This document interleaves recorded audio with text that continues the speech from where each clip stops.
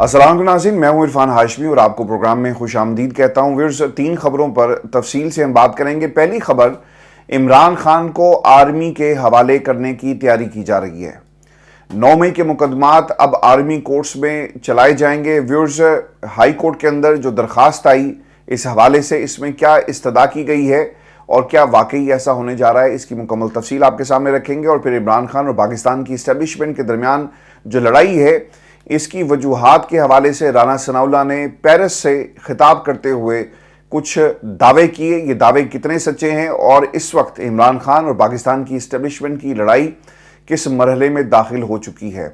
Viewers, Khan صاحب کے حوالے سے رانا ثناء اللہ یہ کہتے ہیں کہ عمران خان کی سوچ جمہوری نہیں بلکہ آمرانہ اور فسادی ہے۔ اچھا، میرا آگے بڑھنے کو دل اس لیے نہیں کر رہا ہے اس جملے کے بعد، کیونکہ مجھے عمران خان کی وہ تقریر یاد ہے اور پاکستان کی عوام بھی وہ تقریر بھولی نہیں، اور عمران خان کے اصولی موقف کو بھی انہوں نے شاید غور سے سنا نہیں، جو وہ ہمیشہ کہتے رہے کہ اقتدار عوام کا ہونا چاہیے اور اقتدار کے لیے اگر ہم چاہتے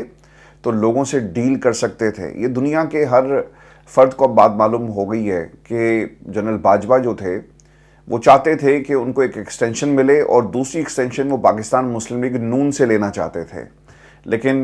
شاید ان کی قسمت میں دوسری ایکسٹینشن نہیں تھی، اور جنہوں نے جب یہ کمان کی تبدیلی ہوئی، جنرل باجوہ کی باڈی لینگویج جو بتا رہی تھی ان کی شکست کو، لوگوں نے اسے بعد میں رپورٹ کیا اپنی ٹویٹس کے اندر، اپنے تجزیوں میں، اپنے کالم میں، کہ جنرل باجوہ کو یہ کتنا بڑا دھچکا لگا اور نون لیگ ان کے ساتھ کیا گیم ڈال رہی تھی۔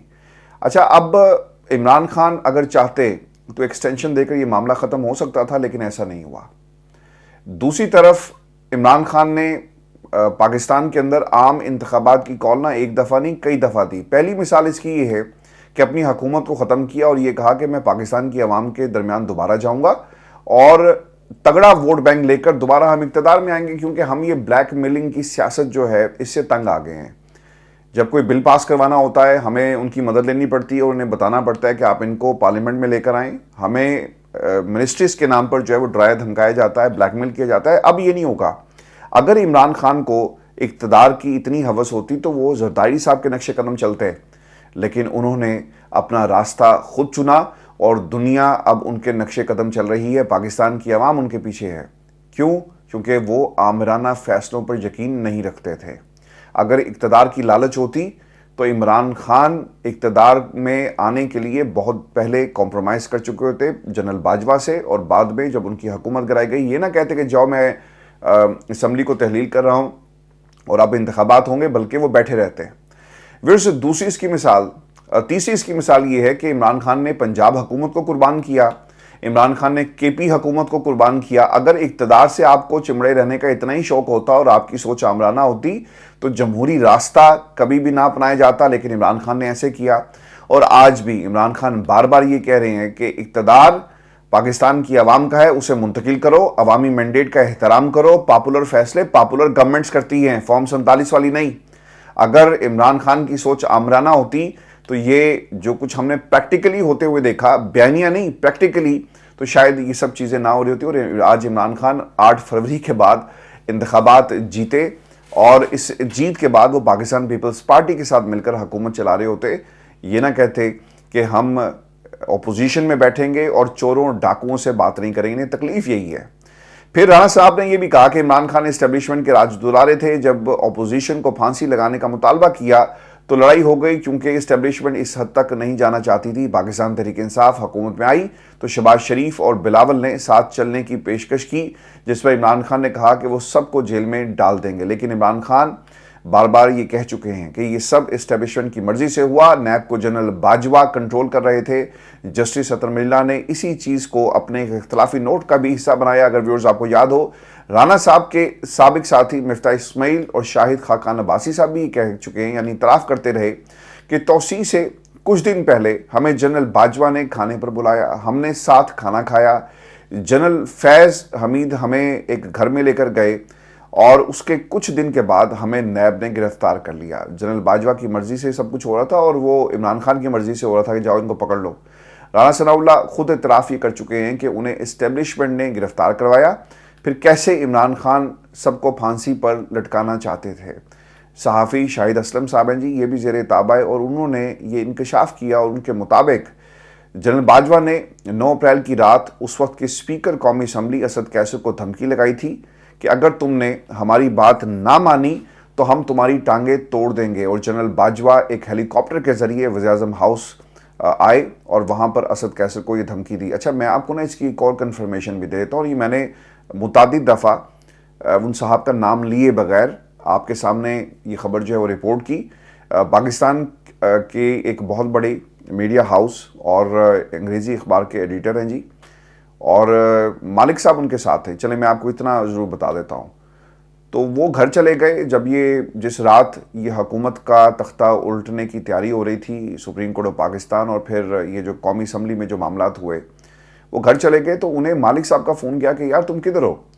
تو انہوں نے کہا جی کہ میں تو اب لیٹ گیا۔ انہوں نے کہا نہیں، یہاں پہ تو حکومت جا رہی ہے، آرمی ٹرکس پہنچ گئے اور نہ جانے کیا کیا کچھ ہو گیا ہے، تو پہنچو۔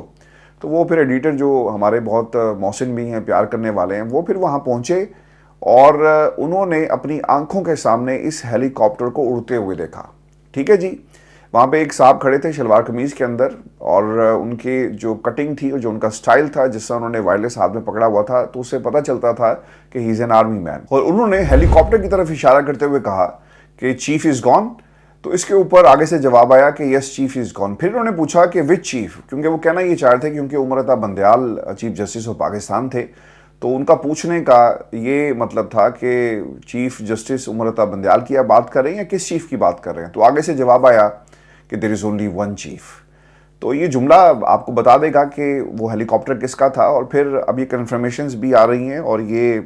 متعدد دفعہ یہ باتیں ہو چکی ہیں۔ اسد کیسر صاحب کو یہاں تک دھمکی دی گئی وزیر اعظم ہاؤس میں اترنے کے بعد کہ ہم تمہاری ٹانگیں توڑ دیں گے۔ پھر آپ نے دیکھا ہوگا کہ اسد کیسر پہلی دفعہ آئے، پھر واپس چلے گئے، اور ٹیلی ویژن سکرینز کے اوپر وہ گاڑیاں عمر عطا بندیال کی اور پھر پریزیڈنٹ وینس جو ہم نے دیکھی، یہ اس وقت اس رات کو یہ سب کچھ ہو رہا تھا۔ اب یہ تحریک انصاف اور جو اسٹیبلشمنٹ کی لڑائی ہے سر، یہ اس دن شروع ہو گئی، اور اب اس کو انہیرٹ کیا آنے والے آرمی چیف نے، اور پھر آرمی چیف کن حالات میں آئے، ان کی اپوائنٹمنٹ نواز شریف صاحب کا اس میں جو بنیادی رول ہے، نواز شریف، شہباز شریف، نون لیگ کا ایک بہت بڑا رول تھا، اور بلکہ رول ہی نہیں کا تھا۔ اب خبر یہ آ رہی ہے کہ تحریک انصاف کے بعد اب یہ لڑائی نون لیگ اور پاکستان کی اسٹیبلشمنٹ میں شروع ہو گئی ہے، اور یہ کھڑاک ہو گیا ہے، اور یہ کولڈ وار کا باقاعدہ طور پہ آغاز ہو گیا ہے ملکی حالات کے تناظر میں۔ اور پھر آپ نے یہ بھی یاد رکھنا ہے کہ آنے والے دنوں کے اندر بہت ساری تبدیلیاں ہونی ہیں، اپوائنٹمنٹس ہونی ہیں، ایکسٹینشنز کے معاملات کھڑے ہونے ہیں، تو اسی لیے اب یہ ہمیں لڑائی جو ہے وہ ہوتی ہوئی نظر آ رہی ہے۔ میں ویورز آپ کو یہ بھی بتا دوں کہ کچھ بات استعفوں تک پہنچی ہے، اور یہ خبر بھی میں آپ کو دے رہا ہوں کہ یہ استعفے کس کے تھے، اور پھر اس کے اوپر کیا شہباز شریف صاحب نے کہا۔ لڑائی شروع کیسے ہوئی؟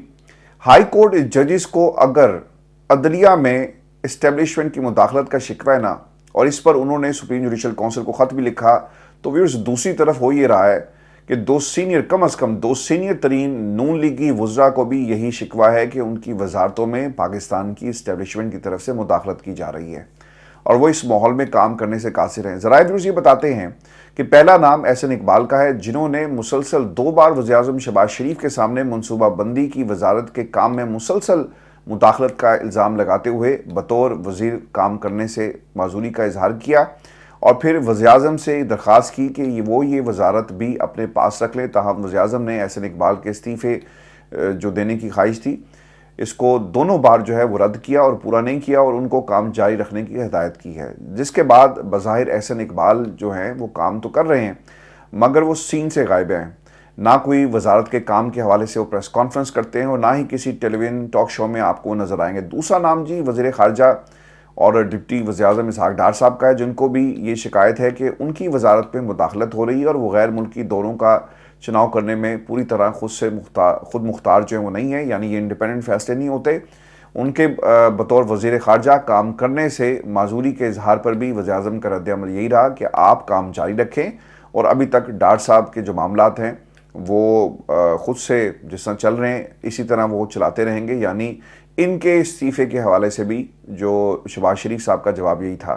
اب اس حوالے سے جو تیسرا نام جو زیر گردش ہے جی، صد وفاقی وزیر توانائی ہے اویس لغاری صاحب، جن کو یہ بھی گلا ہے کہ ان کے پاس IPPs اور پاور ڈسٹریبیوشن جو کمپنیز کے معاملات کی چھانبین کرنے کا فری ہینڈ موجود نہیں ہے، اور وزراء کے گلے شکوے اور کام کرنے سے معذوری سے یہ پتہ چل رہا ہے کہ اسٹیبلشمنٹ کے ساتھ نون لیگ کا سب اچھا جو ہے وہ نہیں چل رہا۔ اپنے آپ کو پاکستان کی اسٹیبلشمنٹ کی آنکھ کا تارا کہلانے والے شہباز شریف بھی اب چپ ہیں، اور شکوہ کرنے والے وزراء کو زبردستی کام جاری رکھنے پر اب تک راضی رکھے ہوئے ہیں۔ تاہم دباؤ شہباز شریف پر بھی ہے، اور ان کا FBR اجلاس میں یہ کہنا کہ میں کوئی دباؤ برداشت نہیں کروں گا چاہے مجھے گھر جانا پڑے، یہ ہمیں بہت کچھ ویورز بتا رہا ہے۔ پاکستان تحریک انصاف پر پابندی کے معاملے پر نون لیگ میں کیا پھوٹ پڑ گئی؟ اس سوال کا جواب بھی میں آپ کو دے دیتا ہوں۔ وفاقی وزیر جو اطلاعات ہیں عطا تارڑ صاحب نے PTI پر حکومت کے پابندی لگانے کے ارادے کا اعلان پریس کانفرنس میں آپ کے سامنے کیا، مگر پاکستان پیپلز پارٹی سمیت نون لیگ کے کئی سینئر اراکین اس کے حق میں نہیں ہیں۔ نون لیگی قیادت کے ایک بڑے حصے کا یہ خیال ہے کہ یہ اقدام بیک فائر کر سکتا ہے، اور اسٹیبلشمنٹ کے دباؤ پر اٹھایا گیا یہ قدم آپ کو کل کہیں کا نہیں چھوڑے گا،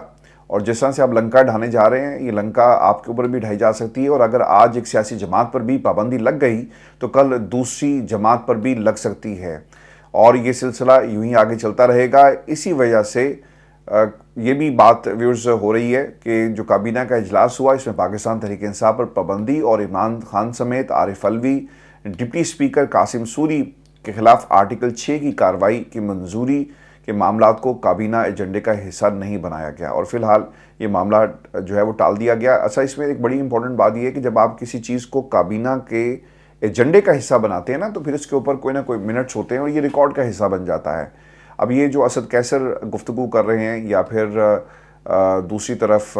یہ جو آپ کے عطا تارڑ صاحب بات کر رہے ہیں، یا پھر اعظم نذیر تارڑ کی جو سٹیٹمنٹ آئی، یا شہباز شریف صاحب کی جو سٹیٹمنٹ آئی کہ PTI کے ویب سائٹ سے کس طرح آرمی چیف کے خلاف جو ہے وہ کمپین چلائی گئی، یہ صرف سٹیٹمنٹس ہیں، ان کا منٹس یا پھر جو کابینہ کی کارروائی ہے اس کا حصہ نہیں بنایا گیا، کیونکہ کل کو ہونا یہ تھا کہ ان کی حکومت بدلے گی، ضرور بدلے گی، تو ان کے سامنے رکھ دیا جاتا ہے یہ پورے کا پورا پلندہ کہ دیکھیں آپ نے تو کابینہ کی میٹنگز کے اندر یہ معاملہ جو چھیڑا، ابھی تو صرف بیانات ہی تھے، تو اس چیز سے ہمیں یہ بھی پتہ چل رہا ہے کہ اتحادی حکومت کے ساتھ نہیں ہے اس معاملے کے اوپر۔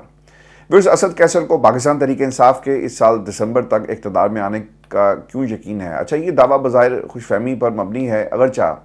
پاکستان کی سیاست میں کسی بھی وقت کچھ بھی ہو سکتا ہے۔ فی الحال اقتدار میں آنا ایک طرف، عمران خان کا جیل سے باہر آنا جو ہے وہ ہمیں نظر نہیں آ رہا۔ پاکستان کی اسٹیبلشمنٹ PTI کو دہشت گرد جماعت قرار دے رہی ہے، عمران خان کی جیل میں مشکلات بڑھتی نظر آ رہی ہیں، اور پاکستان تحریک انصاف کو مخصوص نشستیں جاری کرنے کے سپریم کورٹ آف پاکستان کے فیصلے پر آپ کو عمل جو ہے وہ الیکشن کمیشن کرتا ہوا نظر نہیں آ رہا۔ اور اس کا ایک واحد آپشن یہ ہے کہ آپ ٹرائبونلز کے اندر الیکشن کمیشن جتنے بھی کیسز لگے ہیں وہ تحریک انصاف کے حق میں آ جائیں، منظور کر لیا جائے ان اپیلوں کو، درخواستوں کو، اور پھر جو حکومت ہے جو نمبر سچویشن ہوگی وہ 174 پہ پہنچ جائے گی، 55 ان کے اپنے اور پھر مخصوص نشستیں ملا کر یہ کوئی 174 کا حصہ بنتا ہے، اور آپ کو 169 کو عبور کرنا ہے، تو حکومت اسی صورت میں بن سکتی ہے، ادروائز کوئی سچویشن نہیں۔ لیکن کیا پاکستان کی جو اسٹیبلشمنٹ ہے وہ ایسا ہونے دے گی؟ کبھی بھی ایسا اثر نہیں ہونے دے گی، اور حالات آپ کے سامنے ہیں۔ اب ایک اور جو چیز اس میں بڑی امپورٹنٹ ہے وہ یہ ہے کہ شہباز حکومت کیا اپنے بوجھ پر خود ہی گر جائے گی؟ دیکھیں جی، اگر یہی حالات رہے تو ایسا ہونا بہت ہی آسان ہے۔ آپ کی ڈیلیوری صفر ہے، کارکردگی زیرو ہے، مہنگائی کے آپ کو پورے 100 نمبر ملیں گے، اور عوام کو پورا 440 وولٹ کا جھٹکا جو آپ نے دیا بجلی کے بلوں کی شکل میں، ایسے میں اسٹیبلشمنٹ بھی شاید پاکستان کی حکومت کا ساتھ نہ دے۔ ایک ایکسیس بیگیج ہے نا جی، پھر کون اسے اٹھا کر اپنے کندھوں پر سوار کر کے راضی کرے گا؟ کبھی بھی اس حکومت کے ساتھ نہیں چلیں گے۔ اب یہ جو نیا چیف جسٹس اور نئی عدلیہ، یہ ایک بہت ہی فیکٹر امپورٹنٹ ہے جی۔ اکتوبر کے تیسرے ہفتے میں جسٹس منصور علی شاہ کے بطور چیف جسٹس حلف اٹھانے کے بعد عدلیہ میں ایک بڑی تبدیلی آئے گی۔ نہ صرف PTI مخالف فیصلے آنا بند ہوں گے، بلکہ ان کا قانونی سدباب کرنے کی بھی کوشش کی جائے گی، جس کی بینیفیشری پاکستان تحریک انصاف بنے گی۔ یہ ایک بڑی تبدیلی کا پیش خیمہ جو ہے وہ ثابت ہوگی یہ پوری سچویشن میں۔ ویورز، آپ کو یہ بھی خبر دے دوں، عرفان صدیقی صاحب کا میں نے رات بھی بات کی تھی، دوبارہ یہ آپ کو کہنا اس لیے ضروری ہے کیونکہ یہ مطالبہ کر رہے ہیں۔ مطالبہ کیا کر رہے ہیں؟ اور وہ یہ کہتے ہیں کہ PTI آرٹیکل 17 پر پورا اترتی ہے، کیا انہیں آپ اس آرٹیکل کے تناظر میں دیکھ سکتے ہیں؟ اس کے باوجود بھی पाकिस्तान तहरीक इंसाफ को जमहूरी जमात करार दिया जाता है तो फिर GHU के अंदर अफसरान को यरगमाल बनाने वालों को भी आप छोड़ दें। अमेरिका में कैपिटल हिल पर हमला करके कुर्सी पर पांव रखने वाले को भी 4 साल की सज़ा हुई। हालांकि इमरान खान कल भी ये कह चुके हैं कि ये जो सज़ाओं की आप बात करते हैं, हम इन सज़ाओं को इस हद तक ज़रूर मानते हैं कि जिन लोगों ने सब कुछ किया आप पकड़ें और उनको उठाकर बाहर फेंक दें, जेल के अंदर डाल दें। लेकिन पूरी पार्टी के ऊपर आपने अगर ये कहें कि हम पाबंदी लगा देंगे तो शायद ये इतना आसान नहीं होगा। व्यूअर्स, नून लीग पर पाबंदी क्या लगानी चाहिए? देखें, तारीख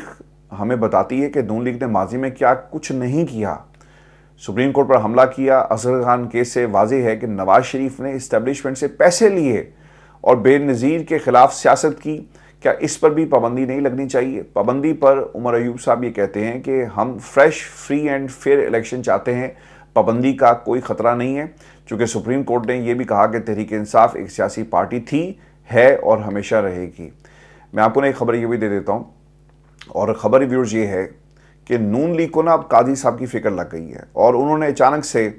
ये जो सुप्रीम कोर्ट में जजों की जो मामलात हैं इसके ऊपर इस इशू को टेकअप कर लिया है। पहले काजी साहब को तोसी पर ये काम कर रहे थे, ड्राफ्ट भी तैयार था, फिर मखसूस नशिस्तों के फैसले का इंतज़ार था, लेकिन फैसला नून लीग के ख़िलाफ़ आया। काजी साहब की तोसी धरी की धरी रह गई। अब हो ये रहा है कि एडहॉक जजेस के ज़रिए एक सपोर्ट किया गया है काजी साहब की अदालत को, और 4 में से सिर्फ एक जज राज़ी हुआ। दूसरे जज मजहर आलम मियां खेल को बनाने की कोशिश की गई और फिर वो मान गए। अब नून लीग जजेस की तादाद बढ़ाने के हक़ में है। ख्वाजा साहब ये कहते हैं कि पाकिस्तान में ज़ेर इल्तवा मुकदमात में 3.9% इजाफा हुआ। ये हाल जो इस वक्त पाकिस्तान की अदलिया का है कि मुकदमात के अंदर फरीक पाकिस्तान तहरीक इंसाफ हो तो आप उनको इंसाफ नहीं देते, दीवानों में छुट्टियां हो जाती हैं, लेकिन जब आपकी बात आती है तो आप पाकिस्तान की अदलिया पर तनकीद करते हुए नजर आते हैं। अब ये मामला जी पार्लियामेंट में ले जाने की बात हो रही है, क्योंकि इन्होंने जो जुमला कहा कि इंसाफ छुट्टी पर चला गया, तहरीक इंसाफ कर ये रही है जी कि अब मरियम के खिलाफ भी तौहीन अदालत की कार्रवाई के लिए दरख्वास्त दी जाएगी, क्योंकि मरियम ने पाकिस्तान की अदालतों के खिलाफ जिस तरह के अल्फाज इस्तेमाल किए, अब इसके ऊपर एक जवाब जो है वो ज़रूर आएगा। सेनेट की कायमा कमेटी बराए कानून और इंसाफ में क्या जो इजलास था जी, उसमें पाकिस्तान तहरीक इंसाफ की जो सेनेटर हैं फौजिया अरशद के तरमीमी बिल पर बहस के बाद सुप्रीम कोर्ट के जजेस की तादाद 17 से बढ़ाकर 20 करने की तजवीज़ पर इत्तफाक किया गया था। तो ये भी एक सिचुएशन जो है वो पाकिस्तान के अंदर डेवलप हो रही है। और उस आखिर में आपको ये खबर दे दें कि इमरान खान को आर्मी के हवाले करने से मुतल्लिक एक दरख्वास्त लाहौर हाई कोर्ट में गई है, और दरख्वास्त में 9 मई से मुतल्लिक केस में हिरासत आर्मी के हवाले की जा सकती है, इस खदशे का इजहार किया गया। दरख्वास्त में ये मौक़िफ़ अपनाया गया है और इस दरख्वास्त के अंदर ये भी कहा गया कि अदालत 9 मई के केसेस में हिरासत सिविलियन कोर्ट के पास रहने का हुक्म दे।